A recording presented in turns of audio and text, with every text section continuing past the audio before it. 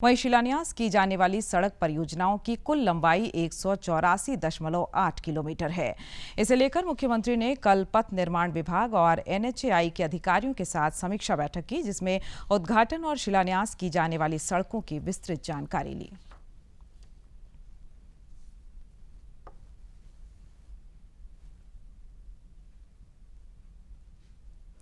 झारखंड में पिछले 24 घंटे के दौरान 690 नए कोरोना संक्रमित मरीज मिले हैं। इसके साथ ही राज्य में कोविड-19 पॉजिटिव मरीजों की संख्या बढ़कर 1,24,891 हो गई है। स्वास्थ्य विभाग के अनुसार राज्य में अब तक 1,20,425 लोगों ने कोरोना को मात देने में सफलता हासिल की है। इसके साथ ही राज्य में स्वस्थ होने की दर 96.42% हो गई है। विभाग के अनुसार 3,352 सक्रिय मरीजों का इलाज अब भी विभिन्न कोविड अस्पतालों में चल रहा है। रांची जिले के बुंडो स्थित इंदिरा गांधी आवासीय बालिका विद्यालय के छात्रावास की 28 छात्राएं और एक गार्ड कोरोना से संक्रमित पाए गए हैं। इसके बाद से छात्रावास को सील कर दिया गया है।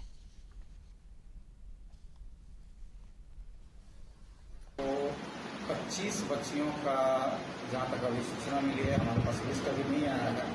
अभी लिस्ट बना रहे हैं, लोगों को पॉजिटिव पाई गई, तो हम लोग प्रशासन को सूचित करेंगे। जैसे लिस्ट आ जाता है तो उसके बाद फिर प्रशासन को सूचित करेंगे और उस हिसाब से उचित कार्रवाई करेंगे। प्रखंड शिक्षा पदाधिकारी, हमारे BDO साहब और CO साहब को हम खबर करेंगे। अभी जैसे ही हमारे पास रिपोर्ट आ जाती है उसके बाद। और जामताड़ा जिले में एक बार फिर कोरोना संक्रमण की रफ्तार तेज हो गई है। पिछले 24 घंटे के अंदर जिले में 7 कोरोना संक्रमितों की पुष्टि हुई है। इसके साथ ही जिले में संक्रमितों की संख्या बढ़कर 27 हो गई है। जिले में कोरोना संक्रमण के बढ़ते प्रभाव को देखते हुए सतर्कता बढ़ा दी गई है।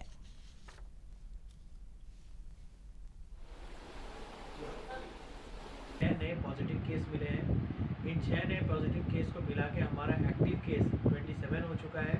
हमारा total positive case till now 1304 है। टोटल डिस्चार्ज 1277 है। हम लोग जो भी पॉजिटिव केस हो रहा है उसे उदलमनी कोविड हॉस्पिटल में आइसोलेट कर रहे हैं और वहाँ उनका ट्रीटमेंट कर रहे हैं। देश में पिछले 24 घंटे में कोविड-19 के 81,466 नए मामले सामने आने के बाद कुल पॉजिटिव मामलों की संख्या 1,23,03,131 हो गई है। देश में रिकवरी रेट 93.68% हो गई है। देश में कोविड से मृत्यु दर घटकर 1.33% रह गई है। पिछले 24 घंटों में 50,356 कोरोना मरीज ठीक हुए हैं। पूरे देश में कोविड की अब तक 6,87,00,000 से अधिक डोजेज यानी खुराकें दी जा चुकी हैं। कल देश भर में वैक्सीन की 36.71 लाख से ज्यादा खुराक दी गई। कल से 45 साल से ज्यादा उम्र वालों का टीकाकरण भी शुरू हो गया है। पहले ये सीमा 60 साल से अधिक उम्र वाले लोगों और 45 साल से अधिक उम्र वाले गंभीर बीमारी से पीड़ित लोगों तक ही सीमित थी। केंद्रीय कैबिनेट सचिव आज उन राज्यों के प्रतिनिधियों के साथ बैठक कर रहे हैं जिन राज्यों में कोरोना संक्रमितों की संख्या में लगातार बढ़ोतरी हो रही है। वर्चुअल माध्यम से हो रही इस बैठक में कोविड पर नियंत्रण को लेकर कई महत्वपूर्ण निर्णय लिए जा सकते हैं। स्वास्थ्य विभाग की ओर से मिली जानकारी के मुताबिक पिछले 24 घंटे में राज्य में कोरोना वायरस के 43,183 नए मामले सामने आए हैं। देश में कोविड टीकाकरण के विस्तार की दिशा में एक महत्वपूर्ण कदम उठाते हुए केंद्र ने सार्वजनिक और निजी दोनों क्षेत्रों के कोविड टीकाकरण केंद्रों को इस महीने सप्ताह के सभी दिन खुला रखने का फैसला किया है। केंद्र ने सभी राज्यों और केंद्र शासित प्रदेशों को पत्र लिखकर उनसे कहा है कि वे इन केंद्रों को पूरे महीने सप्ताह के 7 दिन खुला रखें। ये केंद्र राजपत्रित अवकाश पर भी खुले रहेंगे। राज्यों और केंद्र शासित प्रदेशों के साथ विस्तृत बातचीत के बाद यह कदम उठाया गया है ताकि अधिक से अधिक लोग टीकाकरण की सुविधा का लाभ उठा सकें।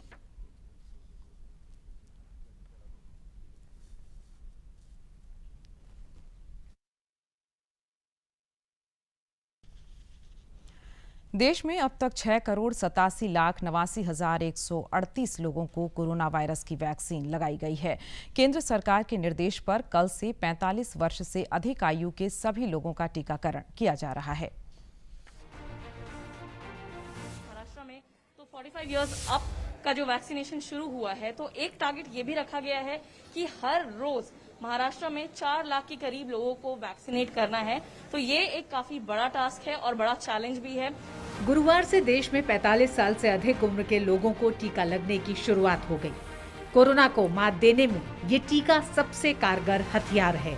बहुत ज़रूरी है वैक्सीन लेना, यही तरीका है जिससे कि इरेडिकेट हो सकती है बीमारी। हम इस वक्त तिरुवनंतपुरम में हैं, केरला में, और यहाँ के जनरल हॉस्पिटल में वैक्सीनेशन का कार्यक्रम चल रहा है, जहाँ पर 45 साल से ऊपर तमाम नागरिक टीका लगवा रहे हैं और कोविड के खिलाफ जंग में हिस्सेदार बन रहे हैं। देश में कोरोना के बढ़ते मामलों को देखते हुए सरकार का लक्ष्य ज्यादा से ज्यादा लोगों तक कोरोना के टीके को उन तक पहुंचाना है।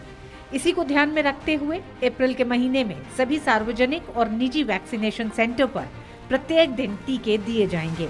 इसमें सरकार की तरफ से घोषित छुट्टियों को भी शामिल किया गया है। हम अभी कन्याकुमारी गवर्नमेंट मेडिकल कॉलेज और अस्पताल में हैं, जहां पर कोविड से जो भारत में एक और वैक्सीन के लिए अभी और इंतजार करना पड़ेगा। रूस की डेवलप की गई वैक्सीन स्पुतनिक की फिलहाल भारत में मंजूरी नहीं मिली है। वैक्सीन को मंजूरी देने के लिए बनाई सब्जेक्ट एक्सपर्ट कमेटी ने कंपनी से वैक्सीन पर और जानकारी मांगी है। अगर वैक्सीन को मंजूरी मिल जाती है तो ये भारत में इस्तेमाल में लाई जाने वाली तीसरी वैक्सीन हो जाएगी। अब तक कोविशील्ड और कोवैक्सीन को ही इस्तेमाल की मंजूरी मिली है।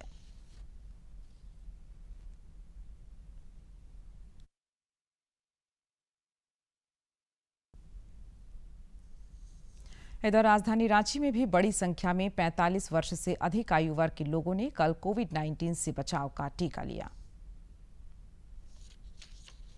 देश में कोविड-19 के टीकाकरण की गति तेज कर दी गई है। गुरुवार से 45 से अधिक आयु वर्ग के सामान्य लोगों को भी टीका दिया जाने लगा है। टीकाकरण को लेकर लोगों में स्वतः स्फूर्त उत्साह देखा जा रहा है।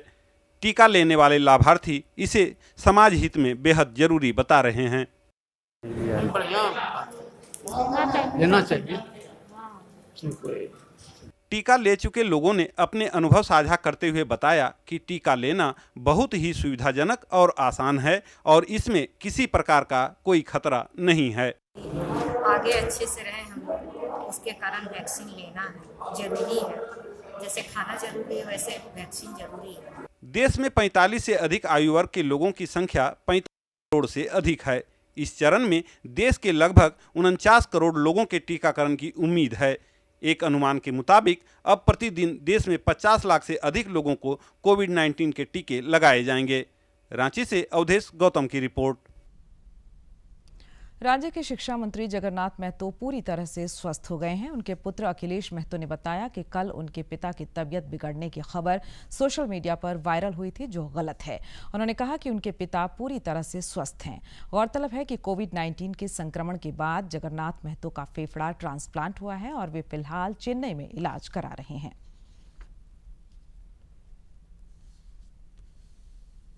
रेलवे ने यात्रियों की अतिरिक्त भीड़ को देखते हुए Ranchi Deoghar Ranchi special express train चलाने का निर्णय लिया है।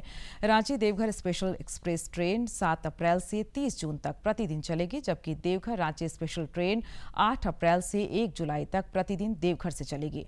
इधर रेलवे ने हटिया गोरखपुर स्पेशल ट्रेन में अतिरिक्त कोच लगाने का भी निर्णय लिया है। मधुपुर विधानसभा उपचुनाव को लेकर उम्मीदवार कल तक अपना नामांकन वापस ले सकेंगे। वहीं नामांकन पत्रों की जांच की प्रक्रिया पूरी हो जाने के बाद प्रत्याशी अब चुनाव प्रचार में भी जुट गए हैं। भाजपा प्रत्याशी गंगा नारायण सिंह और झारखंड मुक्ति मोर्चा के उम्मीदवार हफीजुल अंसारी लगातार जनसंपर्क अभियान में जुटे हैं। मुख्यमंत्री लघु एवं कुटीर उद्यम विकास बोर्ड एवं छोटानागपुर क्राफ्ट डेवलपमेंट सोसाइटी के संयुक्त तत्वाधान में बोकारो में आयोजित बांस हस्तशिल्प प्रशिक्षण कार्यक्रम कल संपन्न हो गया। प्रशिक्षण कार्यक्रम में जिले के 2 प्रखंडों चास एवं पीटरवार के कुल 40 ग्रामीण महिलाओं एवं पुरुषों को कच्चे और सूखे बांस से कलाकृति बनाने का प्रशिक्षण दिया गया। बाद में हस्तशिल्पकारों को प्रमाण पत्र प्रदान किया गया। कार्यक्रम में अन्य लोगों के अलावा नाबार्ड के डीडीएम फिल्मोन बिलोंग भी मौजूद थे।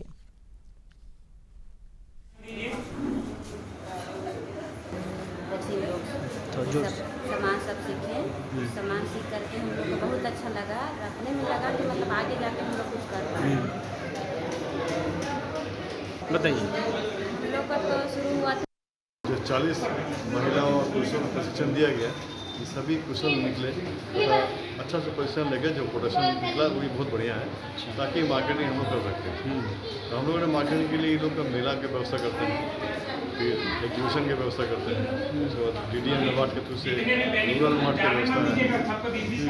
इस तरह से धनबाद रेल मंडल ने पिछले वित्त वर्ष के दौरान माल लदान से आमदनी में देश भर में पहला स्थान प्राप्त किया है और करीब 14,285 करोड़ का राजस्व अर्जित किया है। धनबाद मंडल ने यह कीर्तिमान पहली बार अर्जित किया है, जिस पर अधिकारियों और कर्मचारियों में हर्ष का माहौल है। माल लदान क्षेत्र में भी धनबाद मंडल ने कुल करीब 134 मिलियन टन का लदान किया। कोरोना महामारी के बावजूद यह मुकाम धनबाद मंडल के लगभग 23,000 से अधिक कर्मचारियों के अथक परिश्रम से हासिल हो सका है। भारतीय प्रशासनिक सेवा के प्रशिक्षु अधिकारी और पलामू के सहायक समाहर्ता दिलीप प्रताप सिंह शेखावत का प्रशिक्षण कार्यकाल पूर्ण होने पर उन्हें सम्मानित किया गया।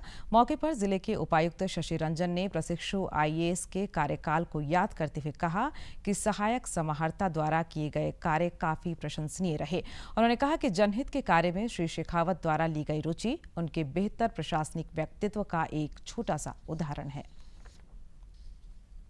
इससे मैं बहुत प्रभावित हूँ। सबसे पहले तो कोविड के अंदर जब हम लोग सब आए थे तो यहाँ उस समय शैलेश जी थे, यहाँ पे हमारे नए सी साहब वो थे और वहाँ पदाधिकारी थे उस समय। तो हम लोग एक ही साथ बैठते थे उधर वहाँ जियाती पार्क में, जियाती मैदान में सॉरी। तो वहाँ पे सबसे पहला इंटरेक्शन इन लोगों से उस समय अकेला आया था, नया नया था, तो एक बहुत अच्छा एक्सपोजर इन लोगों ने दिया और हम लोगों ने मिलकर काम किया और उस चुनौती से निपटे भी। देश में मार्च में GST राजस्व के रूप में 1,23,902 करोड़ रुपए के संग्रह का नया कीर्तिमान बना है। वित्त मंत्रालय ने बताया है कि यह पिछले वर्ष मार्च में प्राप्त GST के मुकाबले 27% अधिक है। कि पिछले वर्ष के इसी महीने में जो GST का कलेक्शन था, अगर हम उससे सी कंपैरिजन करें तो वो 27% अधिक है। केंद्र ने यह भी माना कि पिछले 6 महीनों में GST राजस्व की वसूली 1 लाख करोड़ रुपए से अधिक के स्तर पर बनी हुई, यानी कि ये छठा महीना है और इससे स्पष्ट संकेत मिलता है कि कोविड महामारी के बाद देश की जो आर्थिक गतिविधियां हैं उसमें सुधार हुआ है।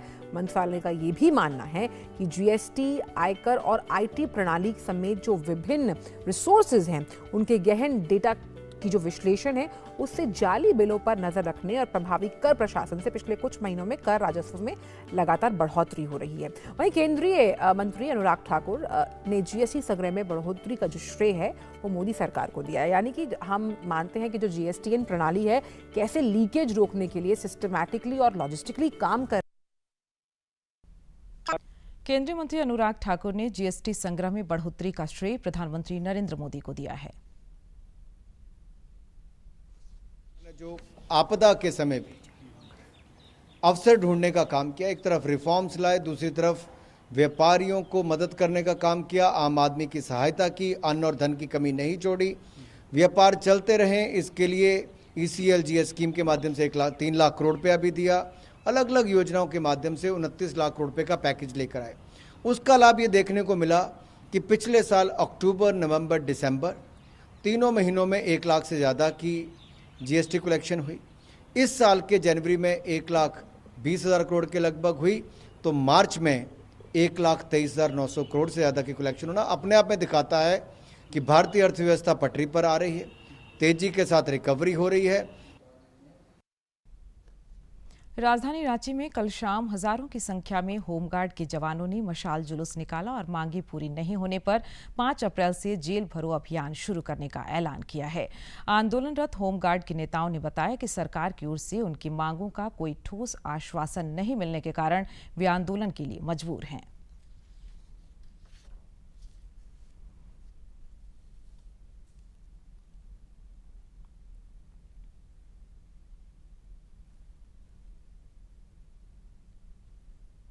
राज्य के दृष्टि बाधित छात्रों को विज्ञान और प्रौद्योगिकी के क्षेत्र में सशक्त बनाने के प्रयास तेज कर दिए गए हैं। इसके लिए नेत्रहीन विद्यालयों में एनी स्मार्ट क्लास की शुरुआत की गई है। राजधानी रांची समेत राज्य के कुछ जिलों में नेत्रहीन छात्रों के लिए मॉडल स्कूल शुरू किया गया है। यहाँ एनी स्मार्ट क्लास के जरिए छात्र हिंदी, अंग्रेजी और भाषा तो सीख ही सकेंगे, वे विज्ञान की बारीकियों में भी दक्ष हो सकेंगे। रांची के हरमू स्थित राजकीय नेत्रहीन विद्यालय के प्राध्यापक अकलू खड़िया ने बताया कि उपयोग में यह बेहद ही आसान उपकरण है, जिसमें बच्चे खेल खेल में काफ़ी कुछ सीख लेते हैं। बंद हो गया और ये एनी मशीन जो है बच्चों के लिए बहुत ही उत्तम उपकरण है। बच्चे उसे अच्छी तरह से पढ़ पाते हैं। उसमें म्यूजिक टाइप का है, उसको खेल खेल में उसको आनंद भी ले लेते हैं पढ़ाई के साथ साथ। इस तरह नेत्रहीन बच्चों को करीब 25 बच्चों को पढ़ने में सुविधा उन लोगों को मिल पाता है। हालांकि वैश्विक महामारी कोरोना ने इस अभियान को भी प्रभावित किया है और ज़्यादातर ऐसे स्कूलों में शैक्षणिक गतिविधि बंद है, लेकिन दृष्टिबाधित छात्रों में यह मॉडल काफ़ी लोकप्रिय हुआ है। सबसे यहाँ साल भर हो गए आने के लिए बहुत लायक है।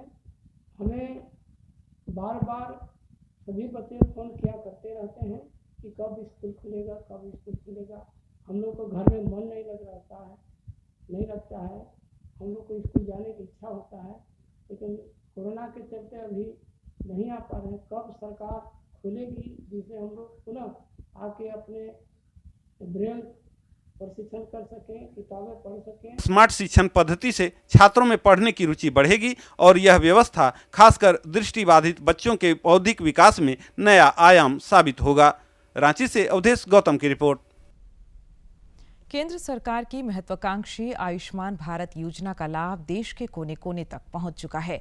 इसी कड़ी में चक्रधरपुर मंडल रेलवे अस्पताल भी अब इस योजना से जुड़ गया है। रेल मंडल मुख्यालय से डीआरएम विजय कुमार साहू ने इसकी शुरुआत की। मंडल अस्पताल में इलाज कराने वाले जरूरतमंद लोगों को अब आयुष्मान भारत योजना का लाभ भी मिल सकेगा। इस योजना की शुरुआत करते हुए विधायक सुखराम ओरांव ने कहा कि बेहतर इलाज के लिए रेलवे मंडल अस्पताल एक अच्छा विकल्प है। उन्होंने कहा कि आयुष्मान भारत योजना से आसपास के जरूरतमंद मरीजों को काफी सुविधा मिलेगी। जिला में सबसे बड़ा हॉस्पिटल के रूप में आज रेल क्षेत्र में रेल हॉस्पिटल को देखा जा रहा है और ऐसा व्यवस्था किया गया है, इसलिए सबसे ज़्यादा लाभ मिलेगा। जो हमारे गरीब लोग हैं, इसको आयुष्मान भारत में इसको लाभ मिलना चाहिए और नहीं मिल पा रहा है, वो सबसे नज़दीक और सबसे कम समय में यहाँ पहुँचेंगे और एकदम अच्छा से अच्छा इलाज हमको लगता है। वहीं डीआरएम विजय कुमार साहू ने कहा कि ये अस्पताल जिले का एकमात्र कोविड अस्पताल के रूप में लोगों की सेवा कर रहा है। उन्होंने कहा कि अब इस अस्पताल के आयुष्मान भारत योजना से जुड़ने पर लोगों को और अधिक सहूलियत मिल सकेगी। जब हम सभी के माइंड में ये था कि स्थिति कैसे निकलेगी, किस तरीके से हम इलाज कर पाएंगे। हमारा भी 23,500 employees all over the division distributed है। उस वक्त डीसी महोदय ने यहाँ पर कोऑर्डिनेट करके इस हॉस्पिटल को एकदम नंबर 1 सेवाओं में ला के दिखाया। योजना की शुरुआत करते हुए पश्चिमी सिंहभूम जिले के उपायुक्त अरवा राजकमल ने कहा कि इस योजना से मरीजों और अस्पताल दोनों को लाभ मिलेगा। सभी जिलावासियों के लिए जिनके पास आयुष्मान भारत कार्ड है या जिनके पास राशन कार्ड है, लाल कार्ड है, ऐसे लोगों को इसकी सुविधा भी मिलने वाली है। अभी एक अच्छा इंफ्रास्ट्रक्चर भी बनने जा रहा है। अभी आईसीयू का भी निरीक्षण किया गया। डीआरएम साहब ने एश्योरेंस दिया कि जिला में जितने भी गरीब हैं, आयुष्मान भारत कार्ड के लाभुक हैं, वैसे लोगों को सेवा करने के लिए रेलवे हॉस्पिटल आगे रहेगी। मैं उनको धन्यवाद भी देना चाहता हूं और सीएमएस मिश्रा जी और उनके पूरे टीम को। आयुष्मान भारत योजना से अब तक लाखों जरूरतमंद लोगों को लाभ मिल चुका है। ऐसे में रेलवे मंडल अस्पताल के योजना से जुड़ने पर और अधिक लोगों तक इस योजना का लाभ मिल सकेगा। चाईबासा से दिलीप बैनर्जी की रिपोर्ट। झारखंड समेत देश भर में आज गुड फ्राइडे मनाया जा रहा है। इस दिन को पुण्य शुक्रवार भी कहा जाता है। आज का दिन ईसाई धर्मावलंबियों के लिए बहुत खास होता है। गुड फ्राइडे के दिन लोग चर्च जाकर प्रभु यीशु को याद करते हैं। इस बार भी कोरोना संक्रमण के कारण केंद्र और राज्य सरकार द्वारा जारी दिशा निर्देश का पालन करते हुए लोग घरों में ही रहकर प्रभु यीशु को याद कर रहे हैं। न्याय के प्रति प्रतिबद्धता को याद करने का अहम दिन है। वहीं प्रधानमंत्री नरेंद्र मोदी ने गुड फ्राइडे पर ईसा मसीह को याद करते हुए ट्वीट किया। प्रधानमंत्री ने अपने संदेश में कहा कि गुड फ्राइडे ईसा मसीह के संघर्ष और बलिदान की याद दिलाता है। ईसा मसीह करुणा के आदर्श अवतार थे। उनका जीवन जरूरतमंदों की और बीमारों को ठीक करने में समर्पित रहा। तो ये ट्वीट प्रधानमंत्री नरेंद्र मोदी द्वारा किया गया है आज गुड फ्राइडे के अवसर पर। साफ तौर पर उन्होंने कहा कि किस तरह से यीशु मसीह के संघर्ष और बलिदान को आज भी लोग याद करते हैं और कैसे। खूंटी जिले में लगातार बोरी बांध बनने के बाद अब सुखती नदी में सीरियल बोरी बांध बनाने का कार्य आरंभ किया गया है। इस कार्य में जिले के उपायुक्त शशि रंजन, एसडीएम और स्थानीय नेता भी बढ़ चढ़कर भागीदारी निभा रहे हैं। जिले के उपायुक्त ने भी ग्रामीणों को बोरी बांध बनाने के लिए उत्साहित किया है। जिले में जल स्रोत को जीवित रखने और जल संरक्षण के मद्देनजर विभिन्न नदियों पर जगह जगह ग्रामीणों के साथ मिलकर मदद के सहारे बोरी बांध का निर्माण करने का काम शुरू कर दिया गया है। भी नहीं है, बहुत सारी समस्या भी है और जो भी नदी से बालू उठा हो रहा है उससे बहुत प्रकार की समस्याएं हो रही हैं, जैसे कि नदी का जो स्रोत है वो भी घट रहा है और नदी में मिट्टी बचा हुआ है बालू का। अगर बनी नदी में 100 गो बोरी बांध बन जाता है, जलटंडा जगह से लेके आपका 5 घाट तक में, तो उस नदी में पानी नहीं सूखेगा, पानी लबालब रहेगा। और जो आज वहाँ घघरा में जो काम हो रहा है, घघरा महल सीमान में बनी नदी बचाओ, वहाँ जो आप लोग हम लोग सब मिलके बोरी बांध का जो काम करने का काम किए हैं वो बहुत बढ़िया काम हुआ है। राजधानी रांची समेत आसपास के इलाकों में तेज धूप और गर्म हवा से सामान्य जनजीवन प्रभावित हुआ है। हालांकि मौसम विभाग ने 7 अप्रैल से मौसम में बदलाव की संभावना व्यक्त की है। विभाग के अनुसार 7 अप्रैल को आकाश में बादल छाए रहने की संभावना है, जबकि कहीं कहीं बूंदाबांदी भी हो सकती है। विभाग के अनुसार रांची में वर्ष 2016 को छोड़कर प्रत्येक वर्ष में अप्रैल महीने में बारिश हुई है। वहीं अप्रैल महीने में ही अधिकतम तापमान 42.4 डिग्री सेल्सियस तक पहुंचा है। दांडी यात्रा के दौरान 13 अप्रैल 1930 को महात्मा गांधी डेलाड से छापरभाटा की तरफ चले थे। गुजरात के सूरत जिले के ग्राम छापरभाटा में आयोजित कार्यक्रम में उन्होंने कहा कि इस दांडी यात्रा का संदेश आत्मनिर्भर भारत का निर्माण है।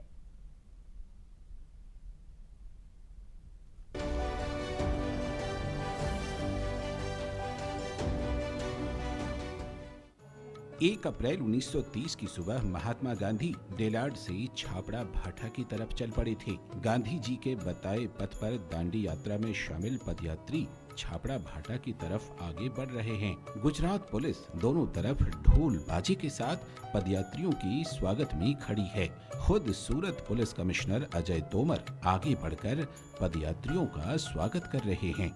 आजादी के लिए जिन लोगों ने अनेक प्रयत्न किए, भगीरथ प्रयत्न किए, उन सभी की याद में और बापू गांधी की याद में यात्रा का आयोजन किया गया है।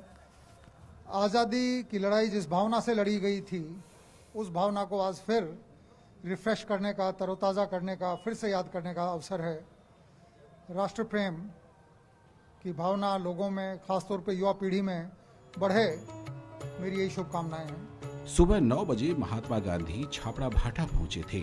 वहां महात्मा गांधी से काका साहब कालेलकर, महादेव भाई देसाई और मोहन लाल पांड्या मिले। यहां महात्मा गांधी से मिलने कई मिल मालिक सहित 100 से भी अधिक लोग आए। यहां गांधी जी ने 3 बहनों को सड़क पर झाड़ू लगाते देखा था।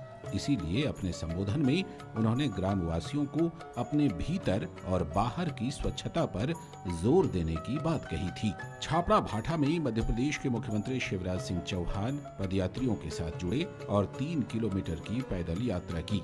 मुख्यमंत्री ने कहा कि महात्मा गांधी के आत्मनिर्भर भारत के सपने के साथ आज भी देश आगे बढ़ रहा है। महात्मा गांधी के साथ बाद में गांव-गांव में भारत के, हमारे देश के निकल पड़े थे लाखों लोग नमक सत्याग्रह करने, और अंत में 1931 में गांधी इरविन समझौता हुआ था। अंग्रेजी साम्राज्य हिल गया था। गांधी जी ने अंग्रेजी साम्राज्य को हिलाया था। लेकिन आज मैं इस अमृत महोत्सव के कार्यक्रम के अवसर पर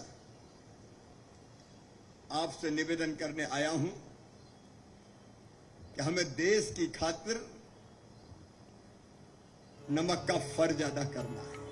मुख्यमंत्री शिवराज सिंह चौहान ने कहा कि अंग्रेजों ने यूं ही हमें आजादी नहीं सौंपी है, इस आजादी के लिए हमारे अमर बलिदानों ने अपनी कुर्बानी दी है। सूरत जिले के छापरा भाठा में मध्य प्रदेश के मुख्यमंत्री शिवराज सिंह चौहान पदयात्रियों के साथ मिले और उन्होंने पदयात्रियों के साथ करीब 3 किलोमीटर की पैदल यात्रा की। उन्होंने कहा कि जो भारत का जो सपना है, जो महात्मा गांधी का सपना है, वो सपना जो आत्मनिर्भर बनने का सपना था, वो सपना आज पूरा होता दिख रहा है। कैमरामैन कुलदीप शर्मा के साथ धीरज कुमार, डीडी न्यूज, सूरत। झारखंड की सीनियर महिला क्रिकेट टीम ने कल राजकोट में खेले गए मैच में आंध्र प्रदेश को पराजित कर दिया। रश्मि गुड़िया के शानदार शतक और कप्तान निहारिका की अच्छी गेंदबाजी की मदद से झारखंड की टीम ने आंध्र प्रदेश को 27 रन से हराकर फाइनल में प्रवेश कर लिया। फाइनल मैच में 4 अप्रैल को झारखंड का मुकाबला रेलवे की टीम के साथ होगा। और आइए अब देखते हैं आज का इतिहास।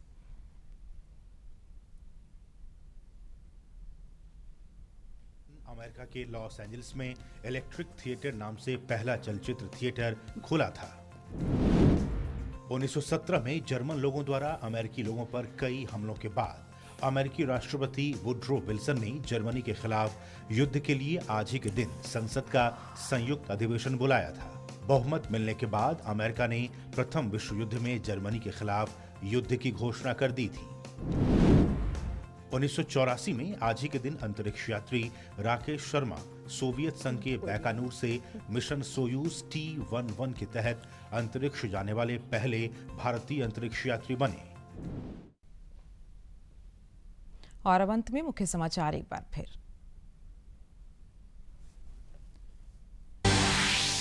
केंद्रीय मंत्री नितिन गडकरी कल NHAI की 21 परियोजनाओं का करेंगे उद्घाटन और शिलान्यास। समारोह में मुख्यमंत्री हेमंत सोरेन भी रहेंगे मौजूद। झारखंड में पिछले 24 घंटे के दौरान कोविड-19 के 690 नए संक्रमित मिले। सबसे अधिक रांची में 369 मरीजों की पुष्टि।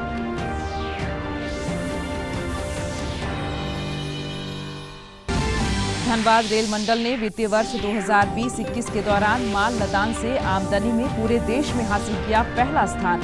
14,285 करोड़ रुपए का राजस्व अर्जित। और झारखंड समेत देश भर में मनाया जा रहा है गुड फ्राइडे। कोविड-19 के दिशा निर्देशों का पालन करते हुए ईसाई धर्मावलंबी प्रभु यीशु को कर रहे हैं याद।